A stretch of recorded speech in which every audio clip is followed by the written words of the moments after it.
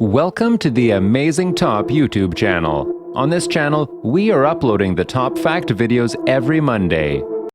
Apple's iPhone 13 range is likely to be scarce on arrival with massive price markups, but it also offers some intriguing and highly practical upgrades fans will love. And now, they just got better. The iPhone 13 series is expected to appear with 120Hz displays, a smaller notch, and better battery life than ever.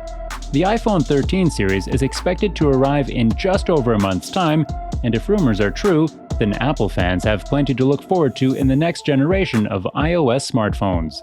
So in this video, we are going to discuss iPhone 13, what to expect. The video is going to be amazing, so make sure you stick to the end. Before starting the video, be sure to smash the like button and subscribe to never miss out on any of our videos. Camera.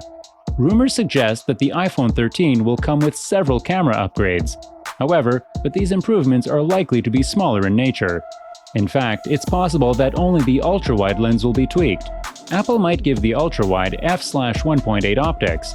This would effectively increase the amount of light that reaches the lens versus the iPhone 12's f/2.4 ultra-wide. Prosser briefly mentions that he doesn't believe the iPhone 13 will have a periscope zoom lens that might be reserved for 2022's iPhone 14. He is, however, completely sure the iPhone 13 will have camera upgrades. Vapor chamber cooling and sensor shift stabilization. Another big change set to come to the lineup is vapor chamber cooling. This is great because the current models are being limited due to heat issues. Currently, iPhones do not have a cooling system. They cool passively, which means that the heat gets transferred to the chassis, thus cooling itself down. The team has done multiple gaming comparisons with the 12 Pro Max, and it always ends up dimming drastically, especially when playing games like Genshin Impact that require a lot of power. The previous Samsung Note 20 Ultras were shipped with both graphite and vapor chamber cooling, and apparently they both worked pretty well. So if the iPhone shipped with this cooling system, it should be able to perform much better. Something else we're hearing is that sensor shift stabilization from the 12th Pro Max model should be coming to the entire 13 lineups. This is exciting because the tech works great on the 12 Pro Max. It makes videos look like they're shot using a gimbal. Wi-Fi 6E and MagSafe magnets. Another thing that's coming is an improved Qualcomm X60 modem and Wi-Fi 6E. This basically means that battery life will be much more efficient by using 5G with the new modem, and there would be much less crowding with the new Wi-Fi 6E. A small change that's also been mentioned is stronger MagSafe magnets. This isn't a huge deal because MagSafe is already pretty strong and works great. However, there are a few products like Apple's Mac Wallet that don't hold on very well, especially on the 12 Pro Max. So upgraded stronger magnets, accessories like that should be more secure, which is a nice bonus.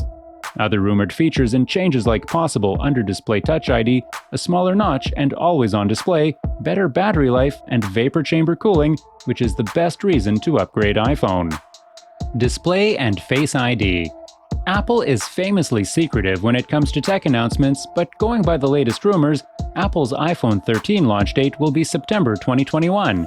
The next-gen iPhone is expected to bring a host of upgrades, including a super-fast 5G modem and Apple's first-ever 120Hz display.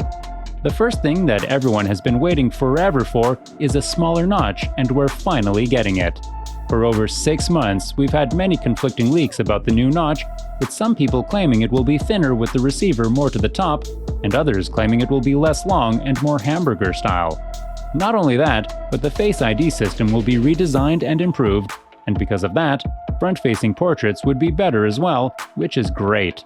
We've had the same notch design for years, and it's huge and extremely outdated at this point. Most phones on the market have a tiny hole cut out on the display that's barely noticeable. This huge notch is a pain and gets in the way when you're watching videos, movies, and playing games. It's about time that something changes. The next thing that's super exciting is the addition of an always-on display. Samsung has already been making phones with this feature, but now we hear that the iPhones will have it too. According to an analyst, it will display the time, battery life, and minimalistic notifications. Now always-on display on the Apple Watch looks great, and it's a huge convenience feature that many people specifically upgraded for. And along with that, we're finally getting 120Hz after years of anticipation. A lot of people thought we were going to get it on the iPhone 12s, so when we didn't, it was a huge disappointment. Apparently, that was because of battery life concerns.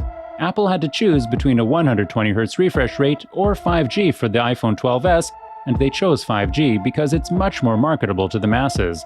But that issue will be solved this year with a newer, bigger battery. So now Apple can include that 120Hz adaptive display, which will be supplied by Samsung. This is something that's already flagship. It's something that all phones should have.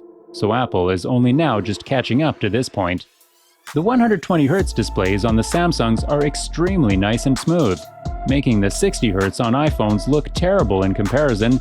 And with ProMotion technology, Apple could possibly limit the always-on display to 1 Hz if they wanted to, like on the Apple Watch.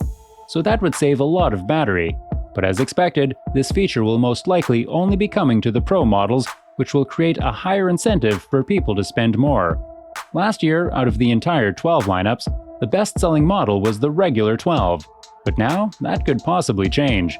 The iPad Pro has a 120Hz refresh rate, but does not use LTPO, so it is hard to consider the validity of the rumor.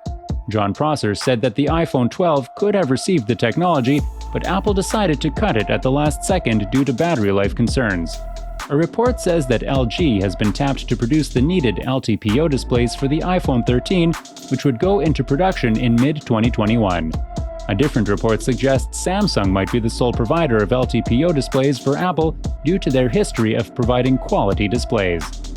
In April, industry watchers reported that LG and Samsung had begun converting iPhone display manufacturing to the LTPO displays needed for 120Hz.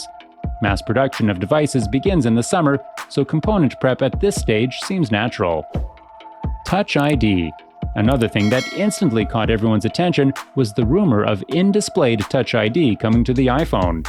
In October of 2020, @LoveToDream tweeted out "Messa Uts" for iPhone, which John Prosser then translated to under-the-screen Touch ID. Since then, multiple sources like Bloomberg and Ming-Chi Kuo have mentioned the same thing, but also saying that the 2021 iPhones will be keeping Face ID. And then in January, Joanna Stern from the Wall Street Journal said the exact same thing. On the other hand, with Touch ID on the older iPhones, you could have up to 5 fingerprints, and of course, for the past year, Face ID has been the opposite of convenience because of the mask. You either had to pull it down or manually type in your password every time you were out in public. Although with the release of iOS 14.5, you can finally unlock your phone with a mask on. But now, with the iPhone 13, we're expecting to get the best of both worlds literally, because it could have that Touch ID, but still keep Face ID as well. Scanner. And according to Mark Gurman, the scanner will be supplied by Qualcomm, just like the Samsung phones, and the fingerprint scanner in the newest S21 Ultra is amazing, being much improved from the previous 20 because of its new size, so it's extremely reliable and fast. Storage. Prosser believes, and simultaneously doesn't believe, that the iPhone 13 Pro models will have a 1TB storage option. This is a ludicrous amount of storage for a phone, but it would be fitting for the Pro versions. He trusts his sources that made this claim. Prosser reported last year that there would be a portless iPhone 13 this year, which would rely on wireless charging.